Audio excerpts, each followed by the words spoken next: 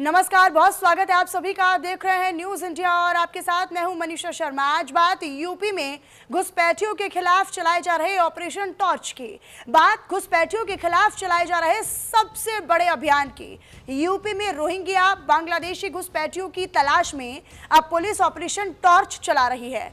इस ऑपरेशन के तहत दरअसल वाराणसी से लेकर लखनऊ और मेरठ से लेकर सहारनपुर तक उन तमाम ठिकानों को खंगाला जा रहा है जहां पर घुसपैठियों के छिपने की आशंका है। पुलिस झुग्गी बस्तियों में जा जाकर संदिग्धों के दस्तावेज चेक कर रही है। अब दावा यह है कि अब तक 10,000 से ज्यादा संदिग्धों की पहचान की जा चुकी है, जिनके दस्तावेज चेक किए जा रहे हैं, डॉक्यूमेंट्स खंगाले जा रहे हैं। लेकिन सवाल ये कि यूपी में घुसपैठिए आखिर कैसे आ गए हैं, किसने घुसपैठियों के दस्तावेज बनवाए हैं।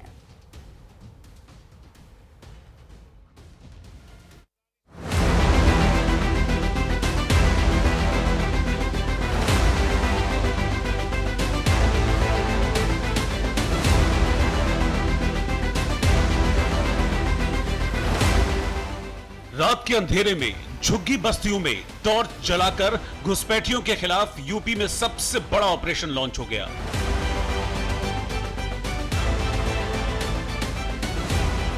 मुख्यमंत्री योगी आदित्यनाथ के निर्देश पर यूपी पुलिस ने घुसपैठियों की पहचान के लिए सबसे बड़े वेरिफिकेशन अभियानों में से एक ऑपरेशन टॉर्च को शुरू किया।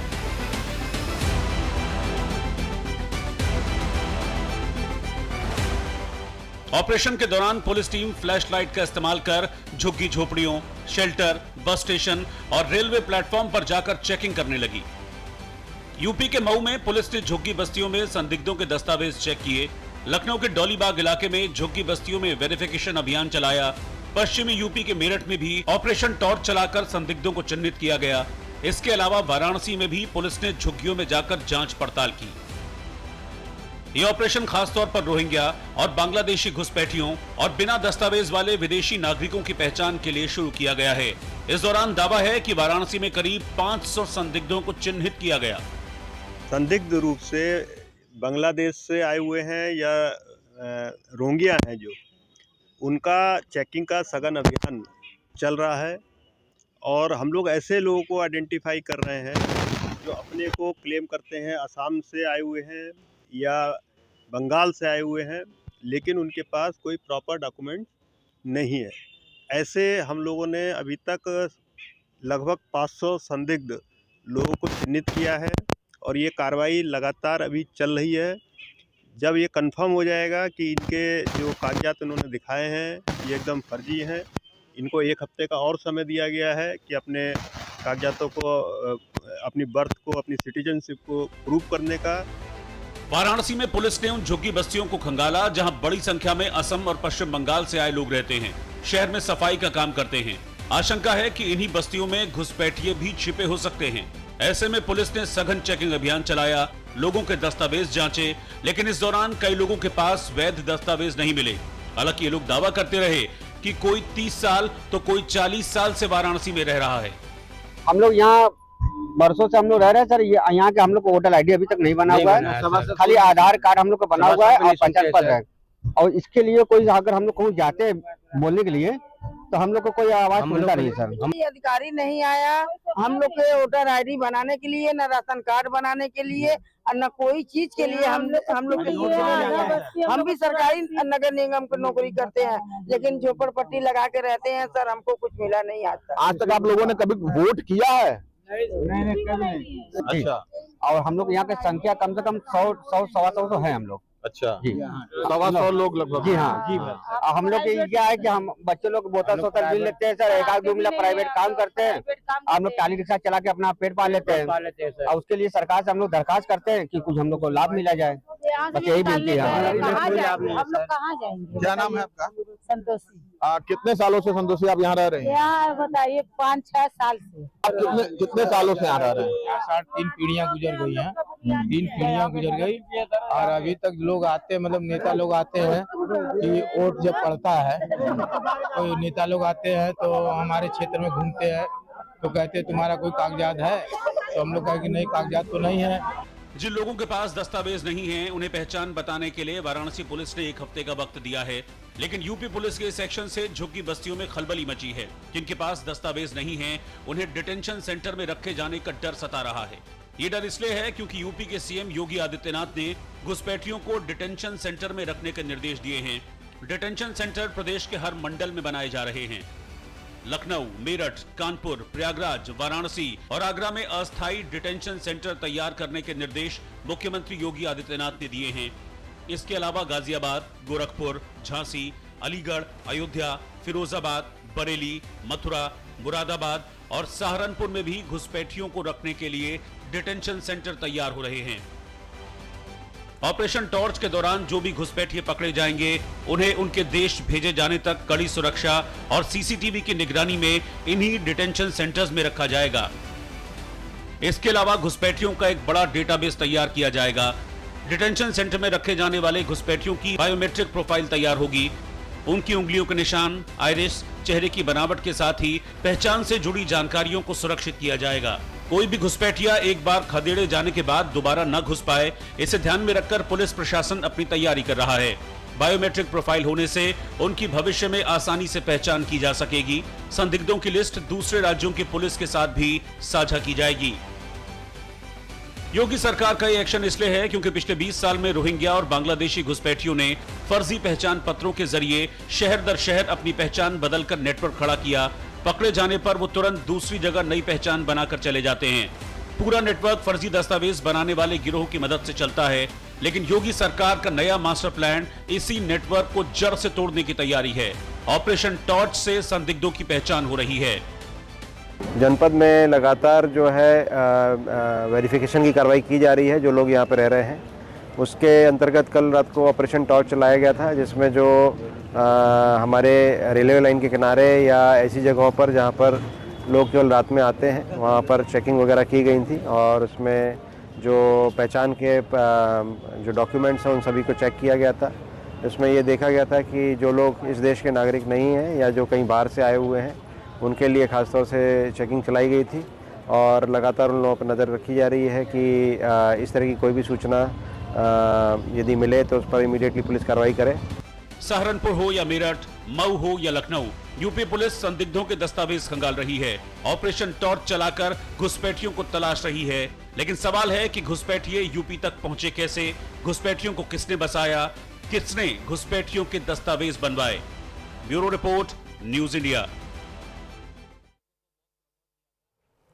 तो वहीं एक और पुलिस घुसपैठियों को तलाश रही है, तो दूसरी ओर यूपी पुलिस के ऑपरेशन टॉर्च पर सियासत भी अब तेज हो गई है।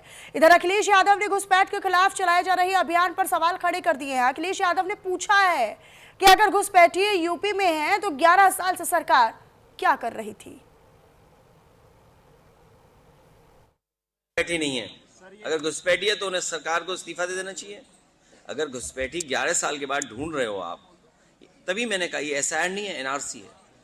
एसआईआर के बहाने एनआरसी कर रहे हैं।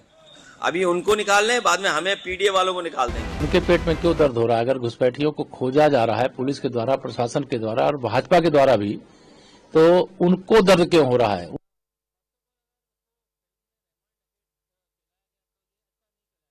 घुसपैठी नहीं है, अगर घुसपैठी है तो उन्हें सरकार को इस्तीफा दे देना चाहिए। अगर घुसपैठी 11 साल के बाद ढूंढ रहे हो आप, तभी मैंने कहा ये एसआईआर नहीं है, एनआरसी है। एसआईआर के बहाने एनआरसी कर रहे हैं। अभी उनको निकाल रहे हैं, बाद में हमें पीडीए वालों को निकाल देंगे। उनके पेट में क्यों दर्द हो रहा है? अगर घुसपैठियों को खोजा जा रहा है पुलिस के द्वारा, प्रशासन के द्वारा और भाजपा के द्वारा भी, तो उनको दर्द क्यों हो रहा है? उनसे क्या रिश्तेदारी है, वो सार्वजनिक करें। क्यों घुसपैठियों को मतदाता सूची में और यहाँ बसाने का काम अपनी सरकार के समय किए? क्यों आतंकवादियों का मुकदमा उन्होंने अपनी सरकार के समय वापस लेने का काम किया? इसका जवाब तो अखिलेश यादव जी को दे। आप डिटेंशन सेंटर बना रहे हैं उत्तर प्रदेश में। डिटेंशन सेंटर का पता है आपको? कानून, अंतर्राष्ट्रीय नियम। आपको स्कूल बनाने के लिए पैसा नहीं है, आपको अस्पताल बनाने के लिए पैसा नहीं है। मिड डे मील में आप बच्चों को नमक रोटी खिला रहे हैं, नौजवानों को रोजगार देने के लिए आपके पैसा नहीं है, खाद की बोरी देने के लिए पैसा नहीं है। आप कह रहे हैं आप अपनी सनक को पूरा करने के लिए डिटेंशन सेंटर बनाएंगे, जहां पे घुसपैठियों को रखेंगे, उनको फ्री बिजली, फ्री पानी, फ्री एजुकेशन, रहने का घर, सड़क, सब आप अपने पैसे से देंगे, देश की जनता के पैसे से देंगे। इसलिए मैं आपके माध्यम से सरकार को चेतावनी देना चाहता हूं, अगर कोई बांग्लादेशी मिले, कोई पाकिस्तानी मिले, कोई अफगानिस्तानी मिले, तो उसको उसके देश वापस भेज देना। हमारे पैसे से उनको यहाँ पे डिटेंशन सेंटर और घर बना के फ्री में बिजली, फ्री में पानी, फ्री में शिक्षा, फ्री में इलाज मत करना। निश्चित है कि सब जो लोग साक्ष्य नहीं दे पाएंगे उनको तो बाहर जाना पड़ेगा।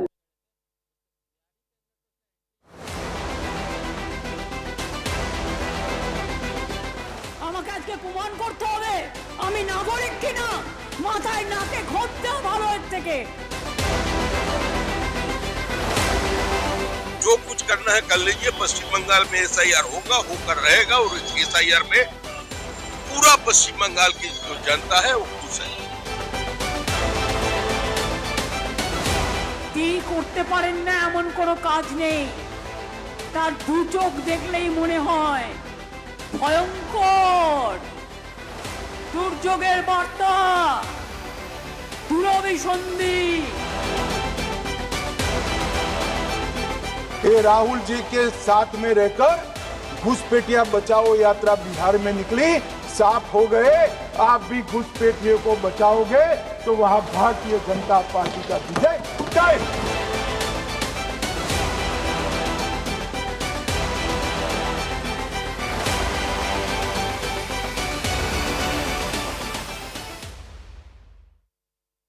और अब बात पश्चिम बंगाल की, क्योंकि पश्चिम बंगाल में चुनाव से पहले एसआईआर को लेकर राजनीति अपने चरम पर है।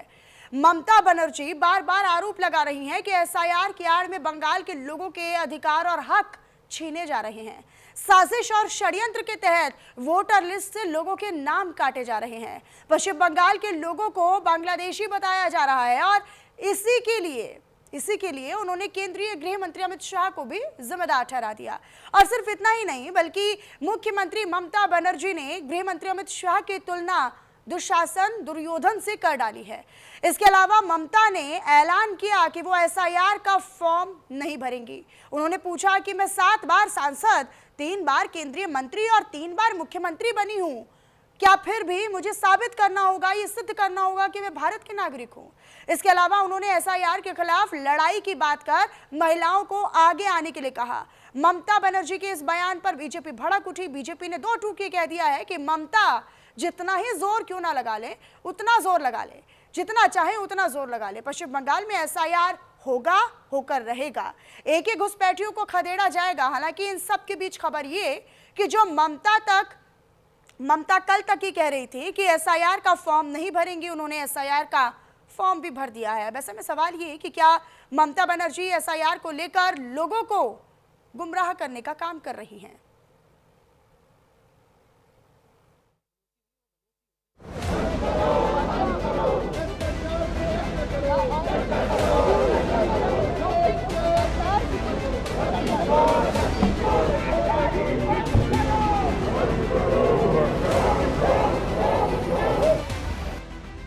पश्चिम बंगाल में चुनाव से पहले एसआईआर पर भीषण संग्राम छिड़ा।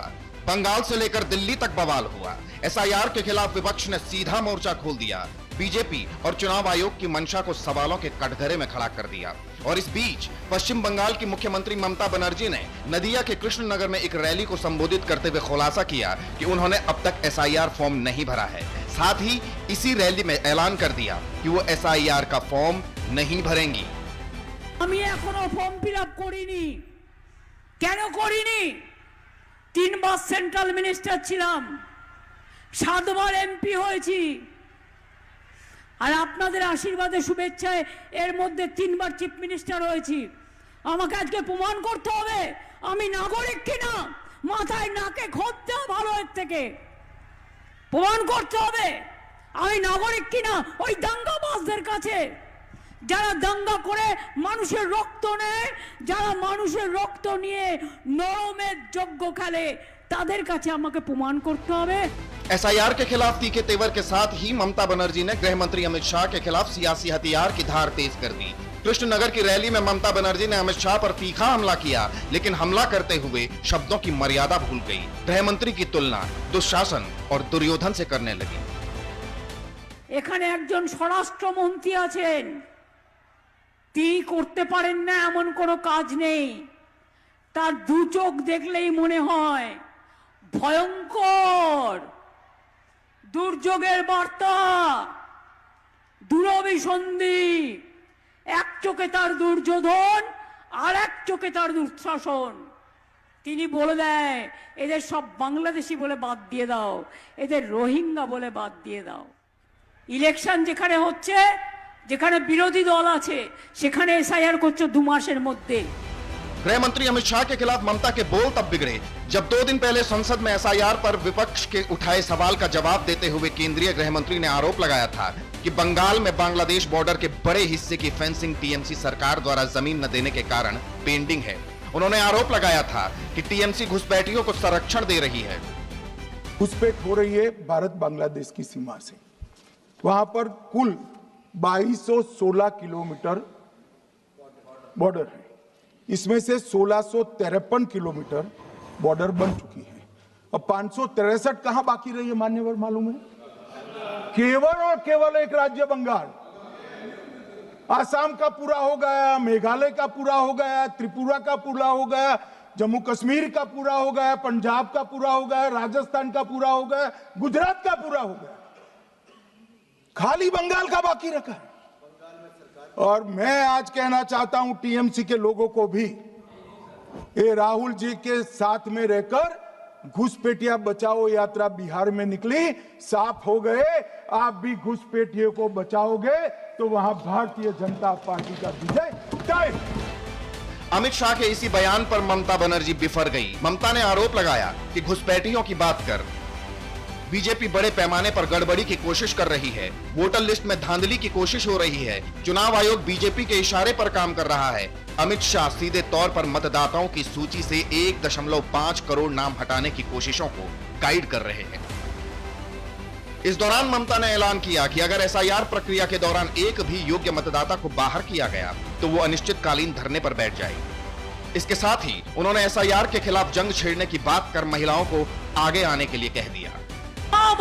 শক্তি বড় না বিজেপি শক্তি বড়, আমরা দেখতে চাই, বাংলা দেখতে চাই। এসআইআর এর নাম করে আমরা তো বলেছিলাম টাইম নিয়ে করো, কিসের এত তাড়াতাড়ি? ममता के बयान पर बंगाल में घमासान छिड़ गया। ममता के तेवर और आरोपों पर बवाल बढ़ गया। लेकिन इन सबके बीच बताया जा रहा है कि पश्चिम बंगाल में 57 लाख लोगों के नाम वोटर लिस्ट से कट सकते हैं। इस आशंका से ममता बनर्जी की भौहें चढ़ी हैं। लेकिन बीजेपी ने दो टूक कह दिया है, ममता चाहे जो करें एसआईआर होकर रहेगा।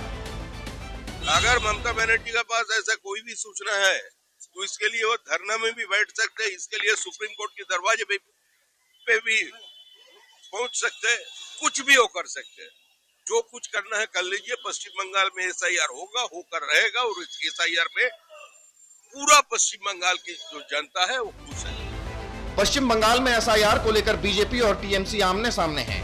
दोनों तरफ से आरोपों के तीखे बाण चल रहे हैं। लेकिन सवाल है, एसआईआर से अगर वोटर लिस्ट का शुद्धिकरण हो रहा है तो ममता बनर्जी को इससे दिक्कत क्यों है? एसआईआर को लेकर ममता आखिर क्यों भड़का रही हैं? और सवाल ये भी, नाम काटने का जो आरोप ममता लगा रही हैं, उसका आधार क्या है? Bureau report, news India. तो पश्चिम बंगाल में चुनाव बस कुछ ही महीने दूर हैं और ठीक चुनावी मौसम से पहले राज्य में धार्मिक प्रतीकों की राजनीति और सियासत एक बार फिर से अपने चरम पर है। पहले टीएमसी विधायक हुमायूं कबीर ने बाबरी मॉडल मस्जिद की नींव रखी और अब कोलकाता के सॉल्ट लेक में अयोध्या स्टाइल राम मंदिर का पोस्टर लगने से सियासत में एक नई तकरार पैदा हो गई है। कौन लगा रहे हैं ऐसे पोस्टर्स? असली एजेंडा आखिर है क्या और ये किसकी रणनीति का हिस्सा है? देखिए रिपोर्ट।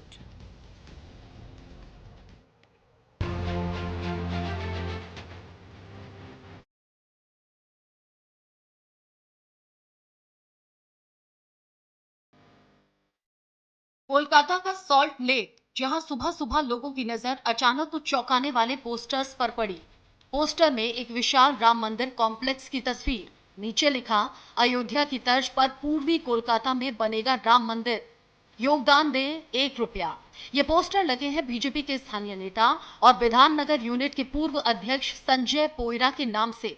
सिटी सेंटर, करुणामयी और आसपास के कई इलाकों में एक साथ ये पोस्टर सामने आए हैं। बंगाल में बनेगा राम मंदिर। कोलकाता के सॉल्ट लेक इलाके में लगे पोस्टर में राम मंदिर बनाने की घोषणा। अयोध्या शैली के राम मंदिर परिसर बनाने की घोषणा। 4 बीघा जमीन पर राम मंदिर बनाने का ऐलान। पोस्टर में 1 रुपए का योगदान देने का आह्वान। परिसर में कल्याणकारी सुविधाएं उपलब्ध कराने का वादा। बीजेपी नेता संजय पोयरा के नाम से लगाए गए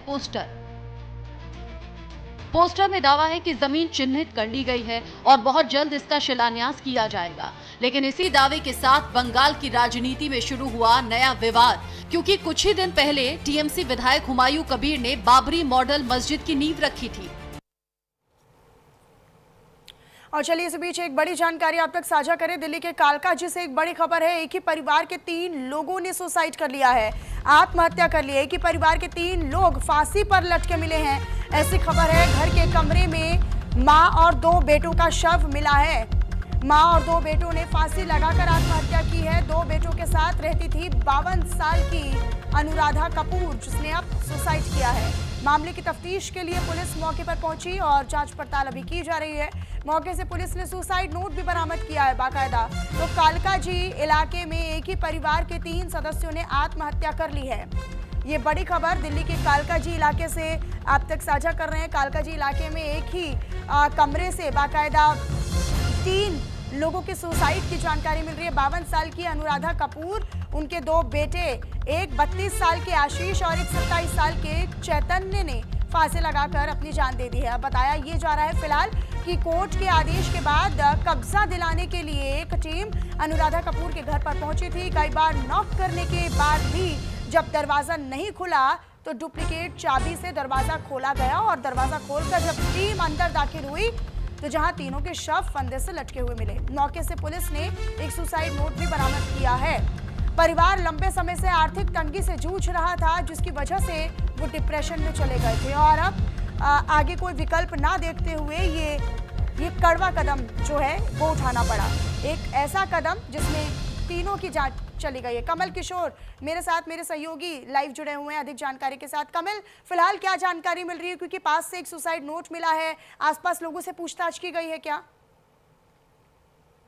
जी बिल्कुल, आपको बता दें कि जिस समय ये सुसाइड हुआ, समय जब सुसाइड हुआ था तो लोगों को पता लगा था, वहाँ पर आसपास के जो इलाकों में है अफरा तफरी मच गई, क्योंकि अचानक से ये सुसाइड इसमें एक सुसाइड नोट भी मिला है जिसमें माँ और 2 बेटे जिन्होंने अचानक से सुसाइड कर लिया। आपको बता दें कि ये जो मामला है आज कालकाजी इलाके का है, जहां पर एक ही परिवार के 3 लोगों ने जो है फांसी से लटक कर आत्महत्या कर लिया। बताया जा रहा है कि कोर्ट का इनका कुछ मसला चल रहा था, तो उसके बाद जब ये घर आए तो उसके बाद जब इन्होंने क्या फैसला लिया, क्या घर के अंदर किस तरीके की तंगी चल रही थी, उसको लेकर जो है माँ बेटे ने तीनों ने आत्महत्या कर ली। जी, लोगों से भी पूछताछ जारी है, लेकिन जब पुलिस पहुंची तो पुलिस ने तीनों शवों को अपने कब्जे में लेकर मोर्चरी में भेज दिया। मोर्चरी में अब जो है उनका पोस्टमार्टम किया जा रहा है कि वजह किस तरीके की वजह है, क्या है, उसका पता लगाया जा रहा है। जी ठीक है कमल, अपनी नजर आप बनाकर रखिएगा इस पर। बहरहाल बहुत शुक्रिया आपका इस जानकारी को साझा करने के लिए। और फिलहाल इसी के साथ इस बुलेटिन में इतना ही। आप बने रहिएगा न्यूज़ इंडिया के साथ। नमस्कार।